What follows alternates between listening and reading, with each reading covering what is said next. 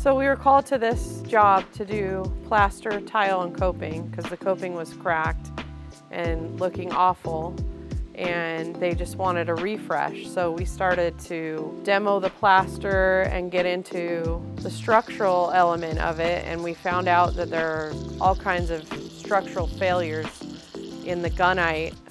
The pool was built probably in the 90s, and back in those days they didn't use what's called shotcrete, and shotcrete has a lot of rock in it and makes it really, really hard. They used gunite, which was just sand and concrete mix, so it was a lot less strong. So we started to demo the spa, and we realized that the whole back wall of the spa, or the front wall of the spa, was structurally cracked. I almost fell in the pool. So this whole wall over here was failing when we started to take off the plaster and the tile. So we basically had to rebuild the whole wall, frame it up, form it, put more rebar in it, completely pour a new wall.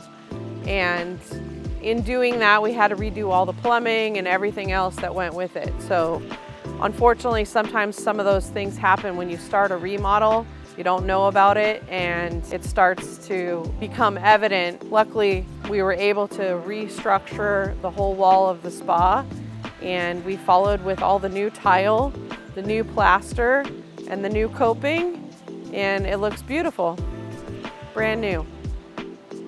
Sometimes customers either don't want to or can't afford to redo everything, so they keep the old hardscape, and the hardscape being the concrete that surrounds the pool.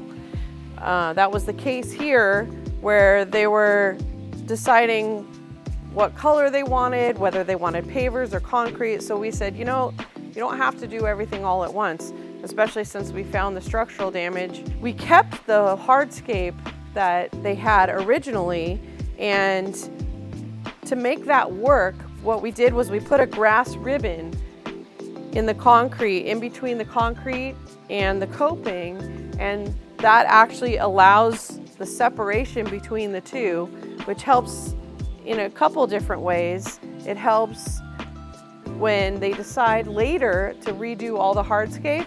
We don't have to come into contact with the coping at all, so it can stay intact and be perfect.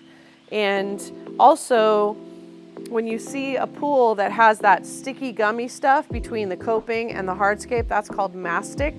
And we don't need that mastic joint. That allows the things to move separately so they don't crack each other if we have an earthquake. So we don't need that mastic joint when we have a grass ribbon. And it also just looks amazing, in my opinion. So we replaced the concrete coping with a paver, and this paver goes all the way through the whole job, from the steps to the spa to the back bond beam and all the way around the pool. We did a pretty good job, I think, at matching the colors that were existing, and so it kind of all blends in together. This job has this seat wall that runs through the whole entire yard. It runs from the pool all the way to the back and the side yard, and it's about 100 feet long. So the existing wall and the pool had this stacked stone on it. When this old stacked stone, which is manufactured stone, it's made of concrete, comes in contact with water, it starts to disintegrate, it starts to fade colors, and it just completely fails after several years. So that's what was happening with the pool. It doesn't necessarily do that on the walls because there's no water really in contact with it. So we had the decision to make whether we replace the stacked stone on the back of the pool, and if that's the case, we kind of have to do the whole entire yard, or we just find a tile that matches and is cohesive with the existing stacked stone so they don't have to replace it. So we found this brown tile. It's called a picket tile because it looks like a picket, and we replaced that on the pool, and it kind of cohesively goes with the existing stacked stone. If one day they decide to redo the whole thing, They can either put a new stack stone that goes with the tile, or they can stick with a stucco or another product. The existing plaster was just a regular plaster that we did in the 80s and 90s. Didn't have anything special going with it.